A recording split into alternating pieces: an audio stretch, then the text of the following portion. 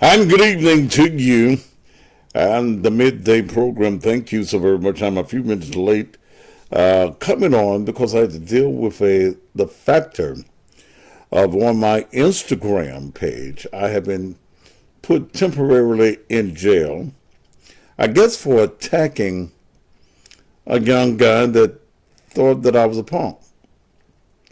And he comes on my page in my inbox and says, "I'm going to murder you, motherfucker." And I dealt with him openly and put his post openly on Instagram. And I think that the Instagram people got mad at that. So to them and to him, fuck you. And to those of you on my YouTube channel that was wondering where I was, I don't come on until I get ready. Okay, I come on at 1 o'clock. If you see my symbol up there, my logo, it means that I'm coming in just a few minutes. I have to get all of the technicals in place. Okay? I have to get all of the technicals in place. Now, the show that I have for you today is a very controversial program, and I have a controversial guest. And those of you that follow me know that I love controversy. Now, if you know anyone that normally follows me on Instagram, tell them to go to either the Cussing Pastor page, or they can go to my YouTube channel, which is the Thaddeus Matthews YouTube channel. And let me say something to some of you negative-minded motherfuckers that I have on my program who I want to have on my program. If it offends you that someone is on my program that you want to say is an agent, or you want to say it's this, that, and other, get off the motherfucking page. It's just that simple. You can get off the page and no one will be offended, especially me. I will not be offended by you getting off of the page. So those of you on the YouTube channel, I am monitoring your comments, and I already see that there are some people that I'm going to block, and you'll never be able to come back on the program again. I don't know how long my temporary block is on Instagram. It don't say. But I will not be hushed. I will not be silenced. And when you come for me, my statement is always this: don't come like a cabbage, all head and leave your ass at the house. Okay? God bless your hearts. I am the Cussing Pastor. Now, today's show is with the very controversial figure of Mr. John Fitzgerald Johnson, who is known as Grandmaster J. He is the founder of the NFAC, and I like what it stands for. The Not Fucking Around Coalition. I like that. The Not Fucking Around Coalition. Grandmaster J wanted to come on the show live, but because of legal reasons that you will hear in the interview, this interview was pre-recorded. Had it been going out on the radio, it could have went out live. But you will hear all of the reasons as to why we're doing it this particular way as the interview progresses.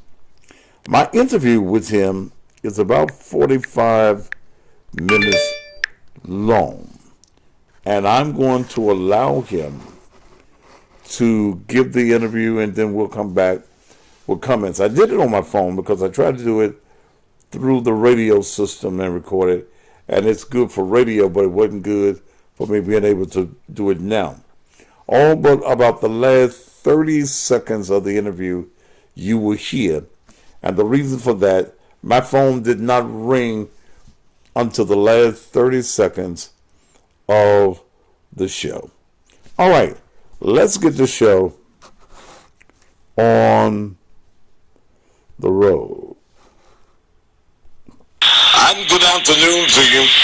You know, this afternoon I am very much pleased as we take what I do to another, to be able to talk to figures nationally that are making a difference in what is going on in black culture. Many of us who are on television and on radio are not allowed to be honest, frank, and blunt about black issues because many of the persons that are on air are owned by the white corporate media companies that tell black men what you can and cannot say. I am surely glad that I am totally independent.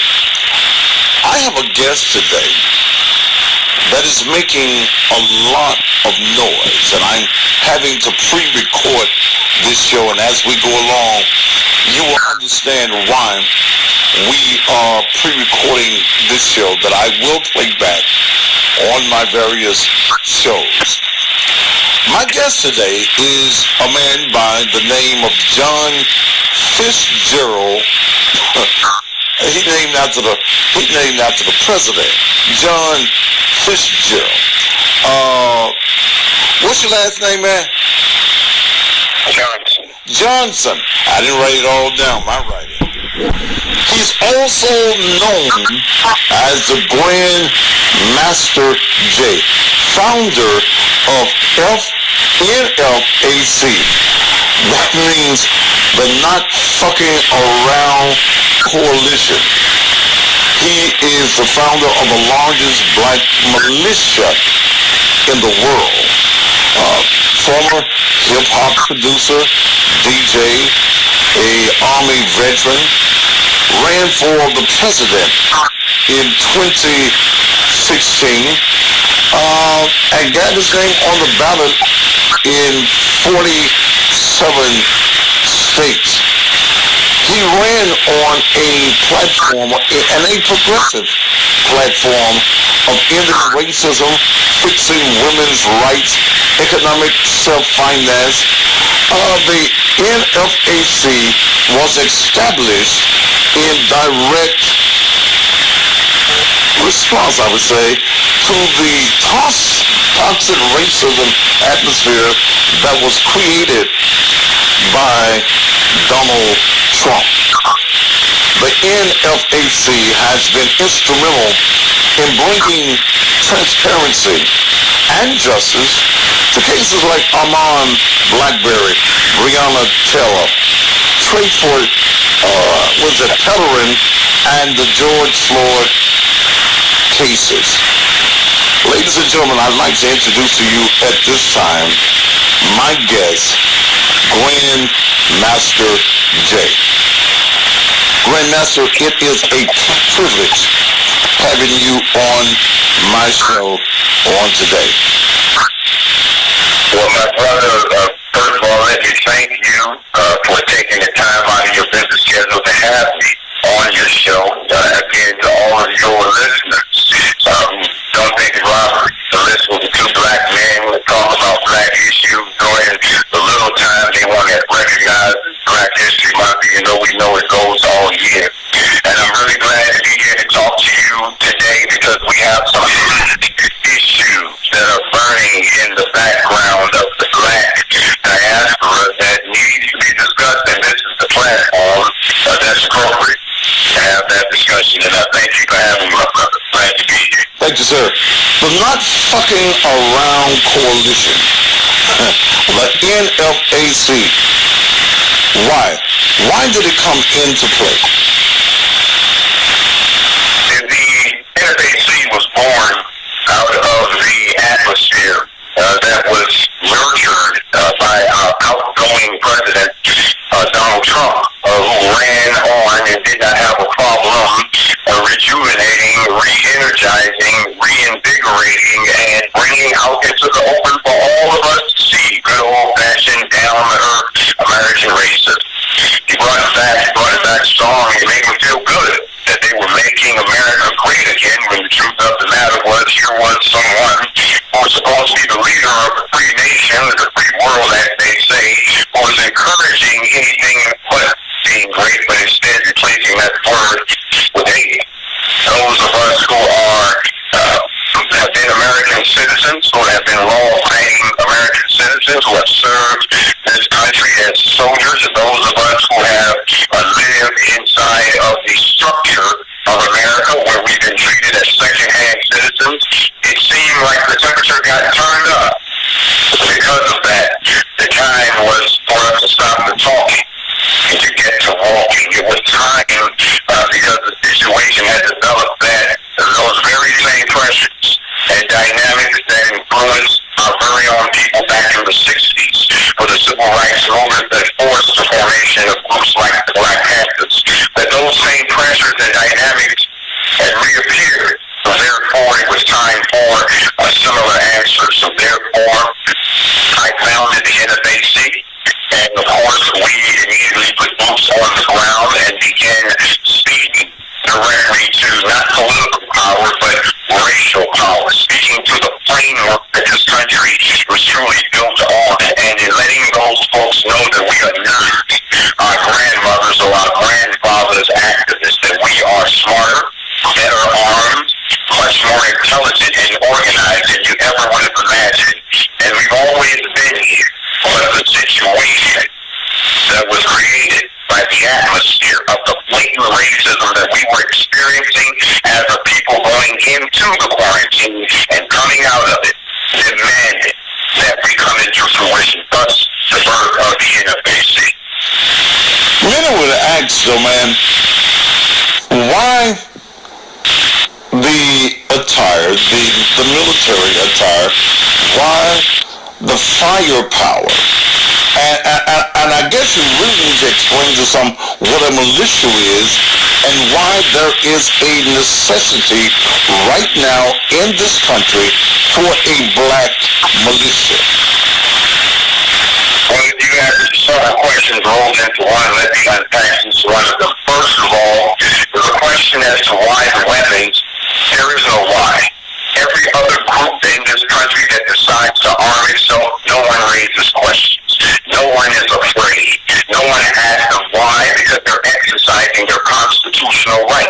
That's why. There is no further question beyond that. It amazes me, as I said on CNN, that the moment that black folks decide to pick up a gun and arm themselves or to stand the ground in self-defense, that all of a sudden everybody wants to know why. Well, let me tell you why. In his book, Brainwash, Tom Burrell talks about the psychological chains that have been placed on black people to the stigmatism that every time you see a gun, there's got to be some wrong. Because of the legacy of the black codes that used to be placed on us, where black people were not allowed to own weapons. That when you see a person, a black person with a gun, there must be something wrong. And the bottom line is, at the end of the day, the majority of black people have been scared so badly by white people that the very mention of anything that could bring down the wrath of the slave master still terrifies them to this day. So it's not a question of why the guns, because it's our constitutional right.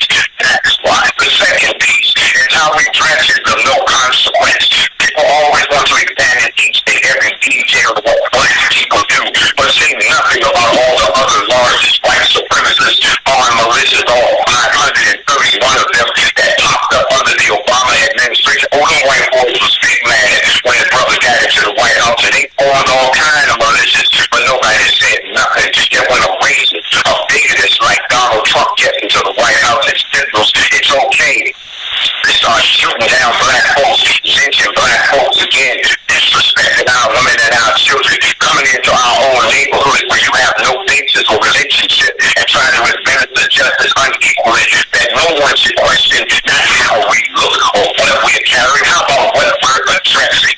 And what we're addressing is a situation that if we didn't push back, if the NFAC had showed up when it did for the Auburn situation in Brunswick, and we hadn't marched those Stone Mountain, Georgia to answer the threat by the KKK, if we hadn't marched into Louisville, Kentucky to get transparency for Breonna Taylor, if the white folks hadn't seen that kind of display, that type of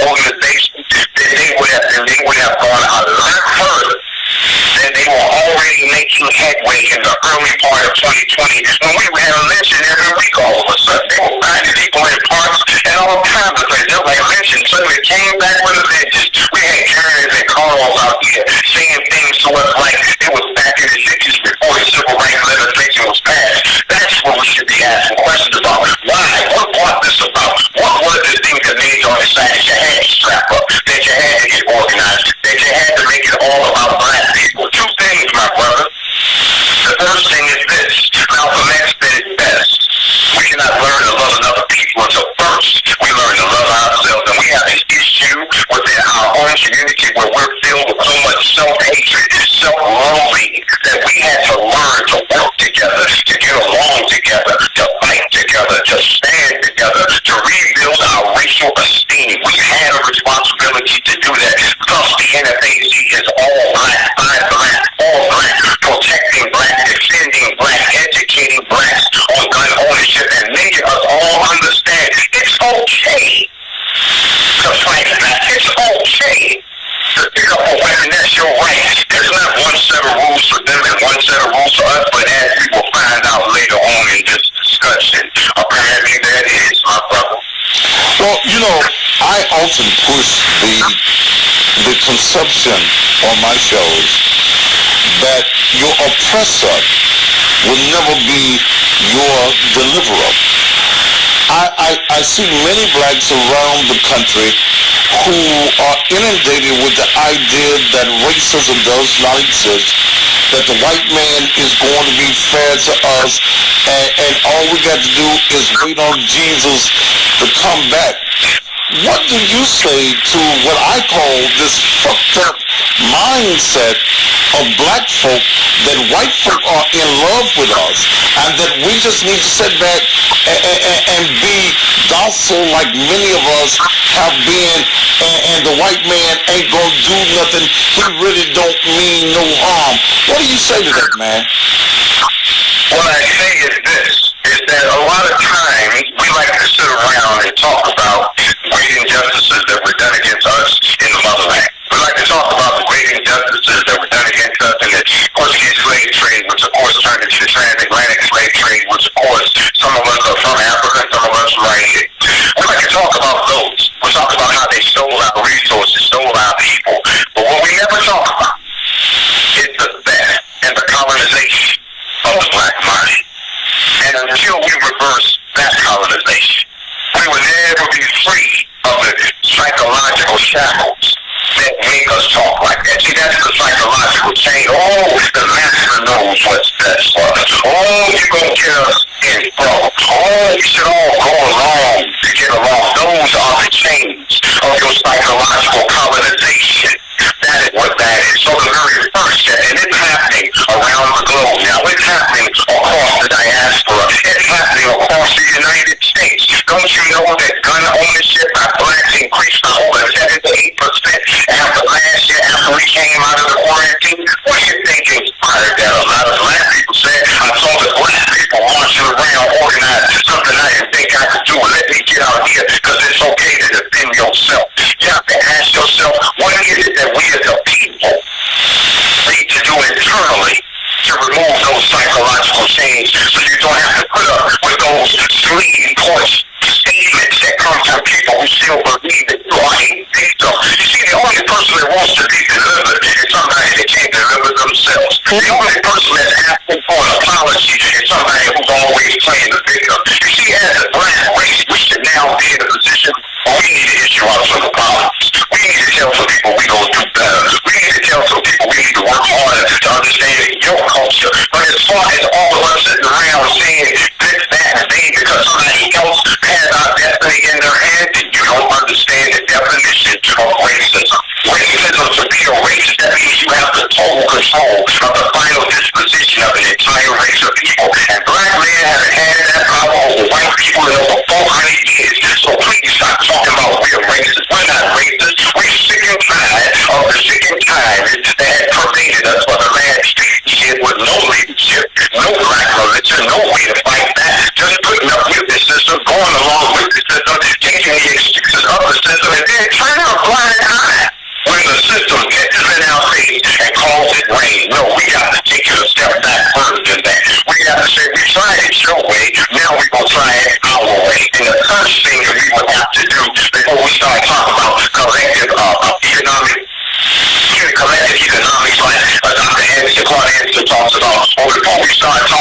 the destruction of black civilization by Chancellor Williams, his master plan of rebuilding our black civilization in all areas. Before we can do all of those things, before you can build your house, you have to be able to protect the land.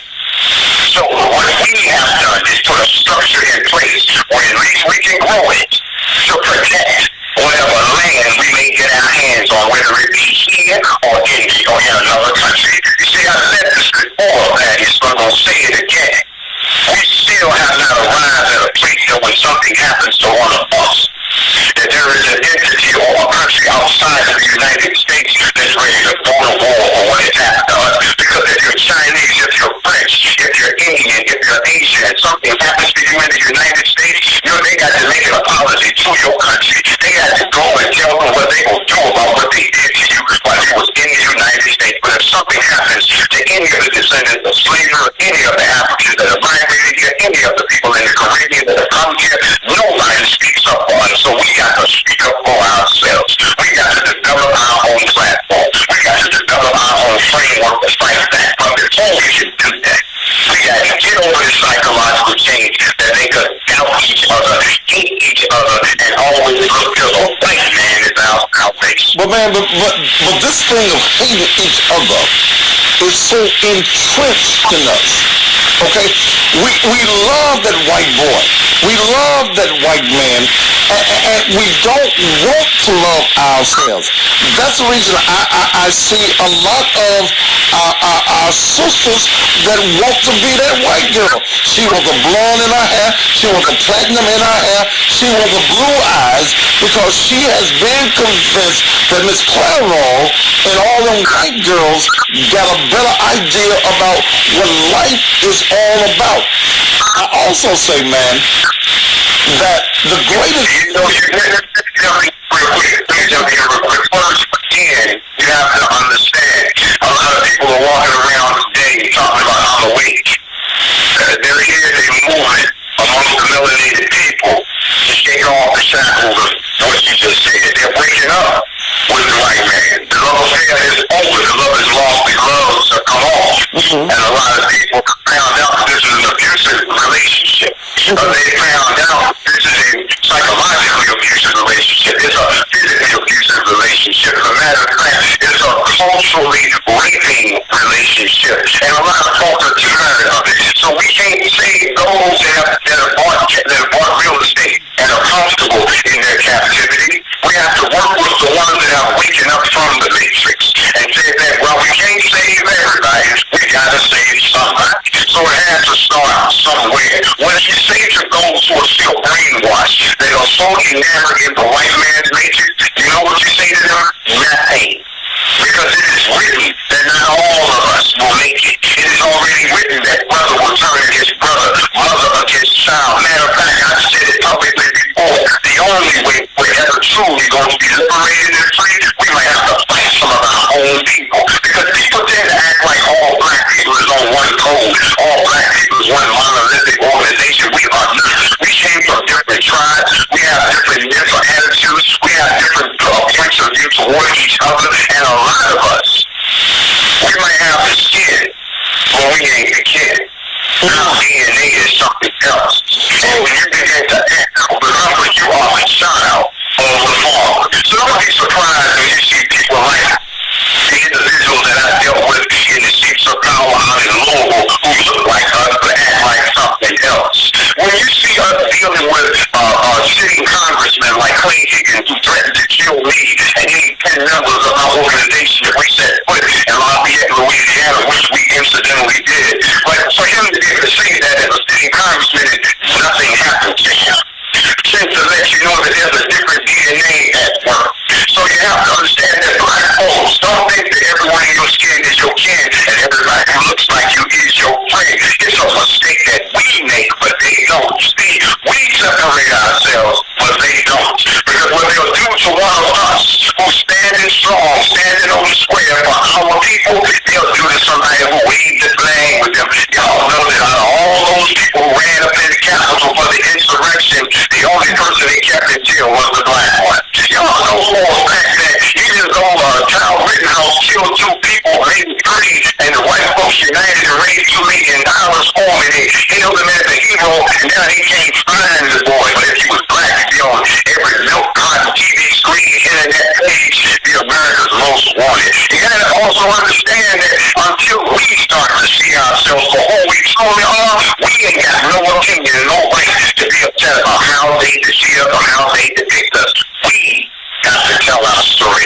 We got to control our image, and we got to be able to defend ourselves even against our own time. Man, so are you saying that those of us that are fucked up, let him stay fucked up?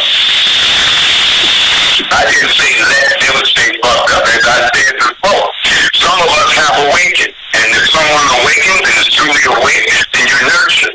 Or what you don't do is you don't beat your head against a brick wall when you're dealing with someone who's so enamored in the brainwash. And not that they can't come out. They don't want to come out. And then you have to know the difference between those you can save and those who are your enemies. Well, but in my mindset, Great Master, then the thinking of that the white man loves you and the white man can do better for you and that you need to be the very symbol of whiteism is a fucked up mindset.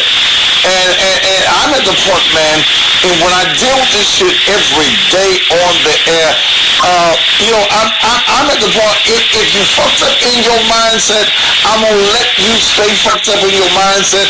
I'm going to come on the air every day as a almost 64-year-old black man that understands my history, that's been everything from a spook to colored to a coon to everything, that if you cannot understand that if we can't work together, I'm saying to you, fuck you, and keep your mindset, and those that want to be free, those who want to have liberation, let's save you.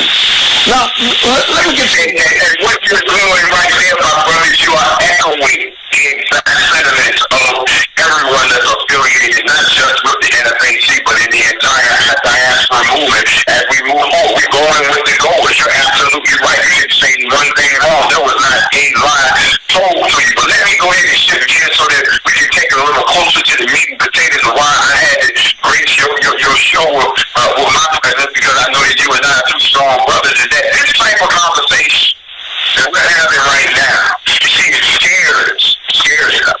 Why? Because J. Edgar Hoover said his worst nightmare, America's worst nightmare, is black unity. And if you're talking like this, Grandmaster, let me throw a point in what you're saying right now, because I was about to go into that the greatest fear of the white man is strong brothers. But when I announced on social media that I was doing an interview with you, I got 2 or 3 black men that inboxed me wanted to say, be careful of that brother. That brother, he got some issues. Be careful of that brother. Why you want to interview that brother? Why is it that there are quote-unquote black men who are not free in their mindset yet that would have a fear of a free man? Let me ask you a question. Because for so long, we've had so many of us who have done nothing but talk all day long. They just talk. They have round tables where they talk. They have conventions where they talk. They sell you books about the talk. They give you DVDs about the talk. They are eating off of the movement. They are profiting off of the pain of the people.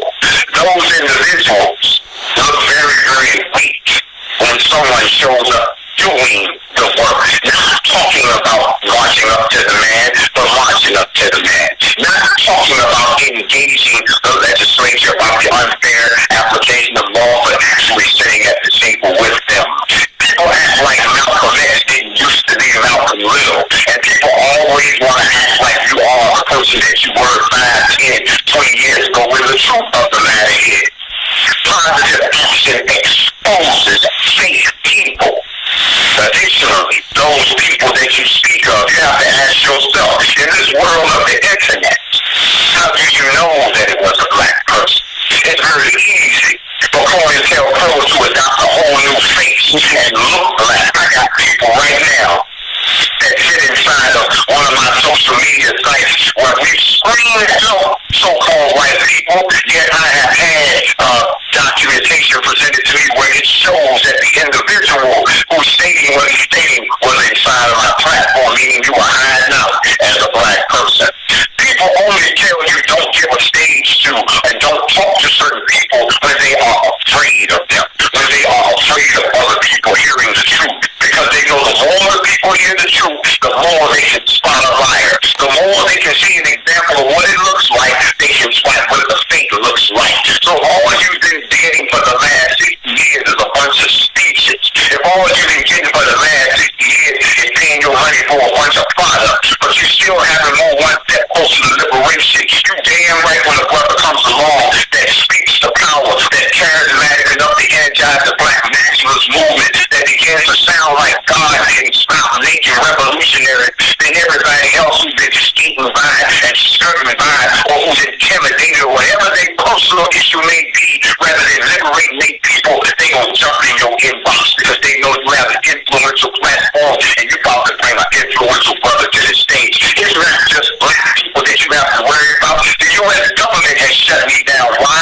Because they said my mouth was too powerful. I'm being deprived of my First Amendment rights right now. That's why we got to jump through these hoops to pre-record. They don't want me talking live. But matter of fact, the U.S. government doesn't want me to do anything to try to awaken the people anymore. So now they got these little minions running around, and y'all always want to talk about who's the agent. Y'all always want to talk about who's got your best interest at heart. But when somebody honestly comes along and does that, remember, you will know them by the fruits of their work.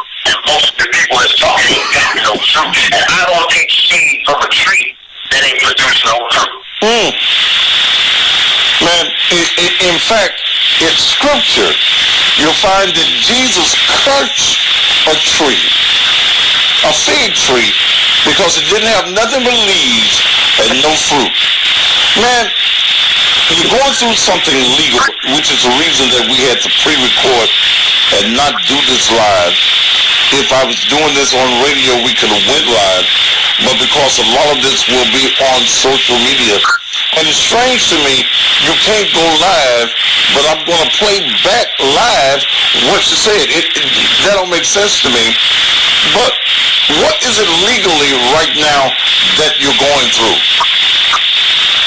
You know, last year, 2020, the NFAC conducted 6 armed marches, in response to various issues that were affecting the black community. During those marches, we broke no laws. During those marches, we did not destroy one piece of property. During those marches, we were peaceful. During those marches, we dotted the I's and crossed the T's so that we would be in accordance with whatever the city, local, state legislature was as far as us bearing arms. We committed no crimes, but no one talked about that. In December of last year, the U.S. government decided to come and arrest me at my home and charge me with threatening federal officers by brandishing a weapon at them back in September. When I was in Louisville to protest the Breonna Taylor killing, and they claimed that I aimed a weapon at some officers on the roof with a flashlight. No, they didn't come and arrest me right away. No, I wasn't shot down. I find it amazing that I'm the only black man in history who was supposed to point a weapon at all of these officers, and I didn't talk about it. And the fact that I went back to Louisville, and I've been back several times in support of other activities, and no one said anything to me about that. And why did they come in December and arrest me and charge me with this particular federal offense? And then the state of Kentucky jumped on and also charged me with the same charge that they gave to the officer who fired into the house of Breonna Taylor, wanted endangerment. So they gave me these charges, but they then turned around and released me on my own recognizance with some conditions. And those conditions was house arrest. Those conditions was, of course, you cannot possess any firearms. It was my Second Amendment right. And most interesting, no accessing of your social media accounts. And I found that very interesting because on my social media account, I had 2 popular shows. One was Facts Over Feelings. The other one was The Morning Mentor, where we talked about things just as you and I did. So it seemed kind of odd that they didn't want me to talk, which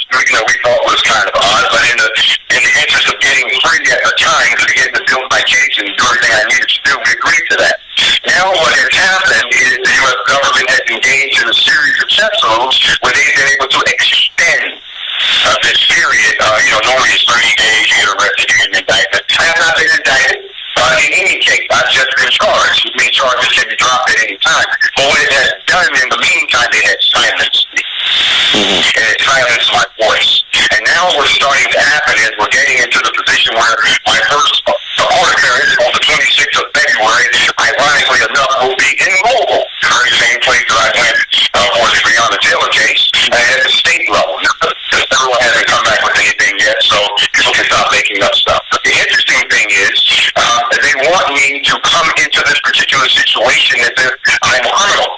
What they're doing is also ignoring the blatant hypocrisy that's happening across the United States. You see, the NFAC nor myself never stormed the Capitol. The NFAC hasn't killed anyone. The NFAC did not smear feces on the walls within the Capitol. The NFAC has not threatened nor has the NFAC engaged in any gunfights within the because no one has ever fired a shot at us. We are a defensive organization, not offensive.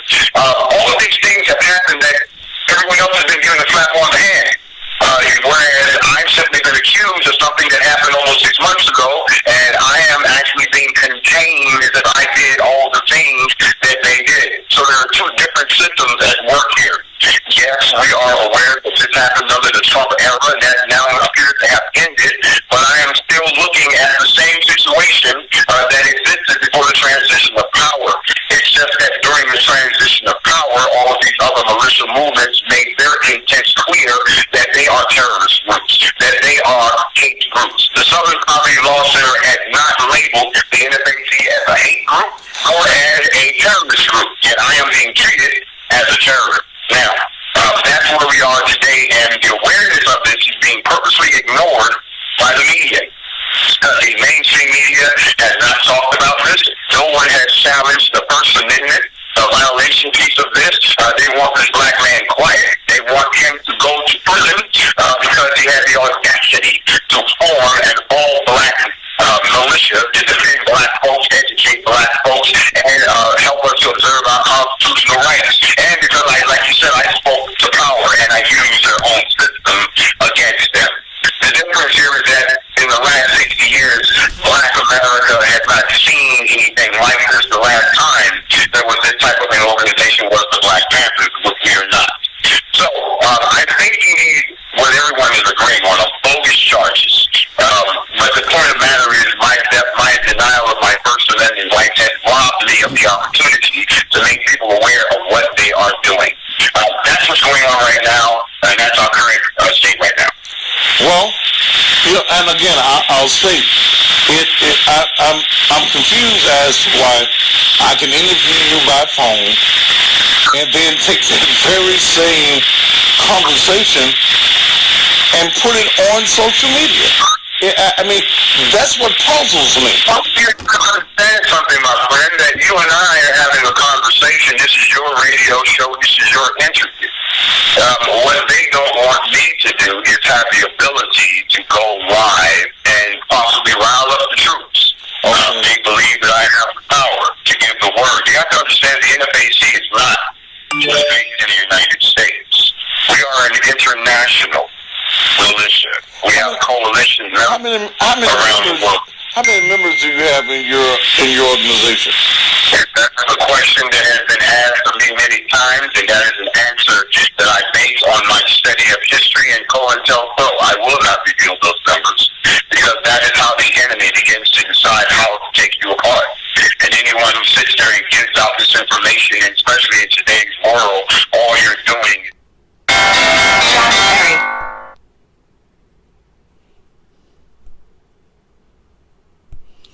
All right. All right. Let me stop that. When my phone rang, it knocked it off. We were about in the last 5 or 6 minutes of the show. There we go. The information they need to know how to respond to you. I don't divulge those numbers. And I can respect that. So, do you think that in this country there is going to be a civil war? We have to understand the definition of a civil war, a war within the country between factions of that particular country. I don't think that the United States is on the verge of a civil war with regards to us because of the simple fact Martin Luther King was smart enough to figure this piece out, and people think that he was nonviolent just because he had a big heart. No, he said it, we're outnumbered. It's not practical for us to initiate a civil war against 233 million people when there's only, at that time, 30, 40 million of us. That's suicide. Plus, you're doing it in a house that they now own. We might have built it, but they own it. Yeah, we built it at the end of a whip, but they own it. So, starting a civil war between blacks and whites would not last 5 minutes in this country, especially those of us who serve in the military and know the real hardware that the United States would not hesitate to bring to bear against us. So no, I don't believe that we're on the verge of any type of a civil war if it's based on blacks versus the whites here in this country. But I do believe that the United States is on the precipice of making a decision of whether or not it's going to continue to be the land of the free, meaning freedom of speech, freedom to arm yourself, freedom to have an organized militia, freedom to speak to power, freedom to speak to grievances, freedom to disagree. That the United States is on the precipice of losing those particular liberties under the guise of better protection.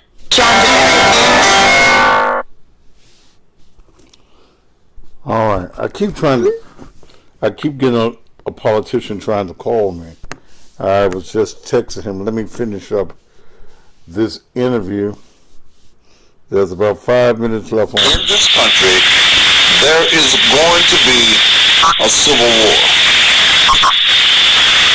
We have to understand the definition of a civil war within the country between factions of that particular country.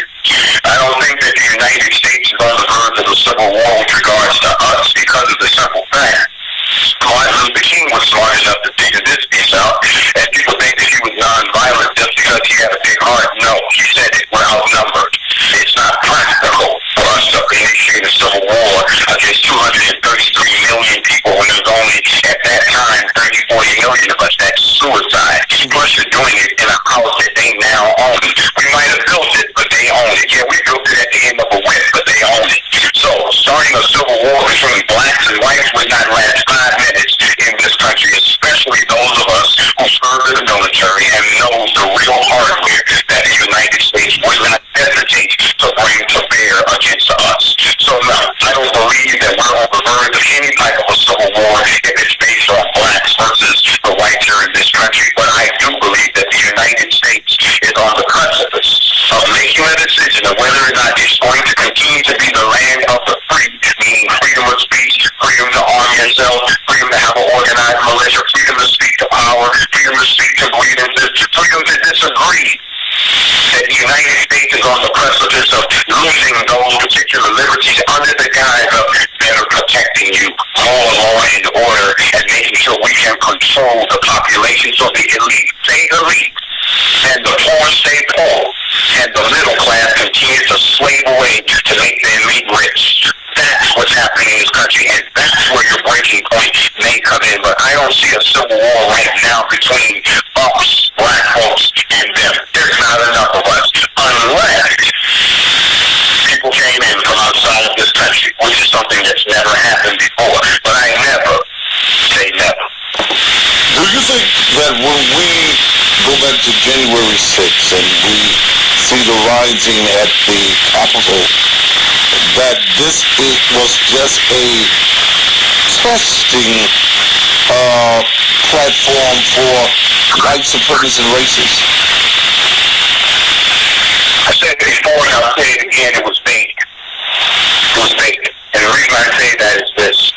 In the month leading up to the Capitol, every media outlet that I spoke to kept asking me questions about what preparations are we making for the inauguration, and I repeatedly told them we're making none because we don't care about that. We're not left or right. We're not a politically driven group. We don't have an anti-government theology. We're not one of those groups, so we're not preparing to do anything. Why do you keep bringing it up? Why are you trying to pigeonhole all of the militia groups into which side are you on type situation?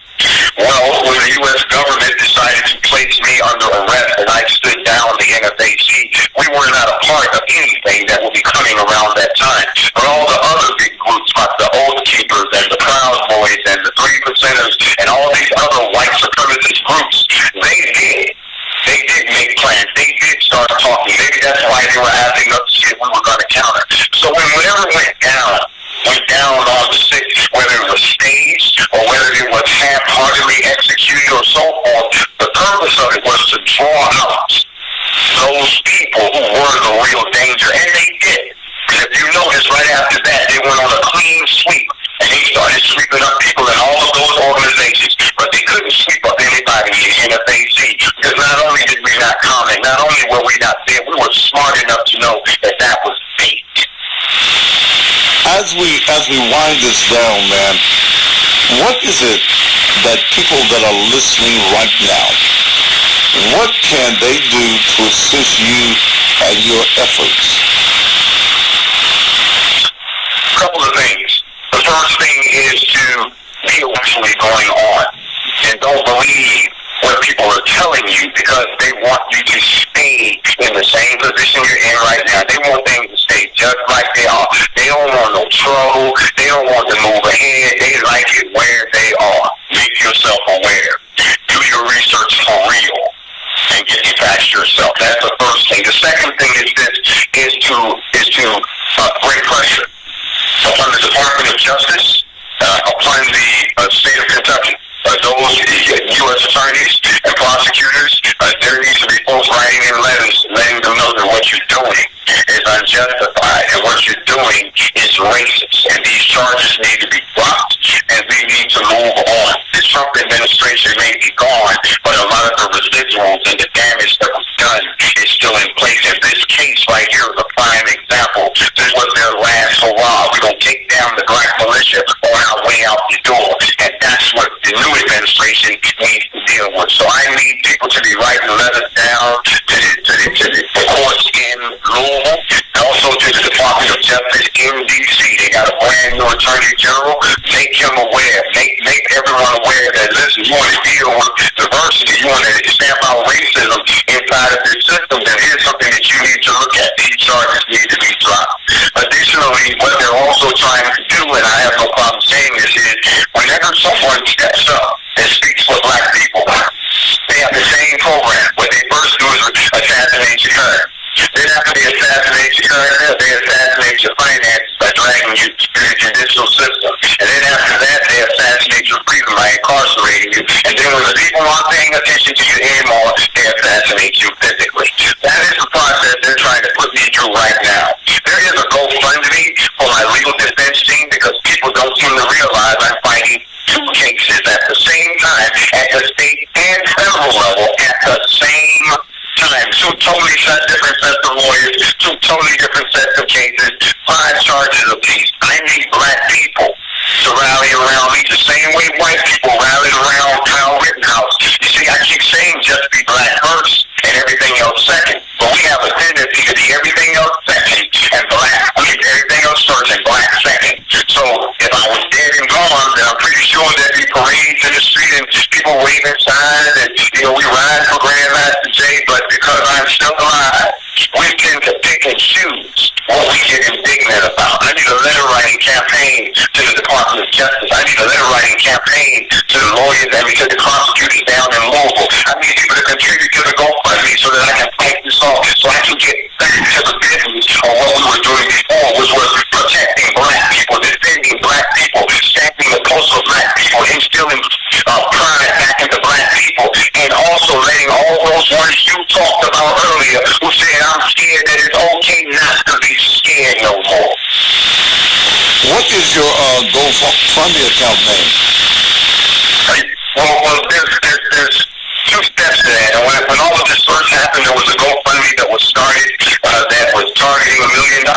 We got it to about $250,000, and folks began to threaten the organizers. So that person stepped away, and another young lady who was a member of Prince and the Revolution, the band, she stepped up and restarted the GoFundMe, and now it's up to about $25,000.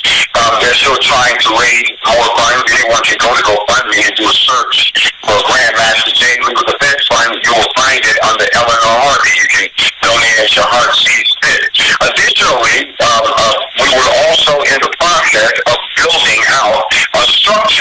So that those members of the NFAC who have been doing things out of our own pocket, who've been crowdfunding our own stuff, that we could begin to actually begin to compensate people. So I gave a class on how many folks it would take if everyone would donate to NFAC, blacknfac.com, that we could finance those people so they could come and stand closely, so they could come and represent, which they could speak to power. So those two things are still going on right now. Anyone who's interested in the NFAC or wants to become a member, you can visit blacknfac.com and submit your request for membership, or you can choose to donate to the Army while you're there. But for everyone else, the GoFundMe, the Grandmaster JV with the Thanks Fund, is still sitting there. We're hoping we can get this thing to go away quickly, but it looks like the government wants to drag it out, because the longer they do, the longer they can keep me trapped. All right, that's my interview with Grandmaster. I am going to try to see if I can do. I wanted to record it on my radio system, on the radio station, but I couldn't record it there and play it on my mediums because they're not hooked together. But I'm hoping that you've got, because the mic was on that recording, I'm hoping that you got that. I will air it again. I'm going to do some work on it. For those of you who just say, I can't hear, hey, you weren't listening good. Shit. I am down on Instagram. I don't know how long that I'm down. I'm down as far as going live. And that's really the only thing I care about on Instagram, because I carry a lot of numbers there. So I'm thinking that I will create an alternate page as soon as I can figure out how to do that on the same piece of equipment, on the same tablet that I have everything else on. If anybody knows, just leave me a message in my inbox. This is an hour show, and normally I go hour and a half, 2 hours. But today, because I had a lot of business calls that have came over the phone and emails while I'm on the phone, I've got to take those calls because they money. I support Grandmaster J. I support any black man that is standing up for blackness. We may not all agree, and you may not agree on his tactics, or some of you want to say he's an agent. How the fuck you know? Okay? You say he's an agent, give me your proof. You give me your proof that he's an agent, a documented agent, then I'll bring it, I'll expose it. But until then, shut the fuck up. Okay? Shut the fuck up. If you only going by what you heard and you have no documentation that backs up what you're saying, you're just a motherfucker talking. And aren't we tired in our society of motherfuckers just talking? All right. Join me this evening at 7 o'clock. I'm doing a podcast for a group, and we're going to make it all a part of the show. Okay? We're going to make it a part of the show this evening. It should be interesting. If I create an alternate page, it will be entitled Pastor Raw. Okay? Which is the alias that well, not the alias, but it was the genre I went under prior to becoming the cussing pastor. I will create a page called Cussing Pastor, and there will be certain things on there that will identify that it's me, and it's not somebody creating it under my name. Okay? So, I'm going to get off because I need to take care of some business, and then we'll get back later this afternoon. Thank you for being here for the noonday show. Until we get together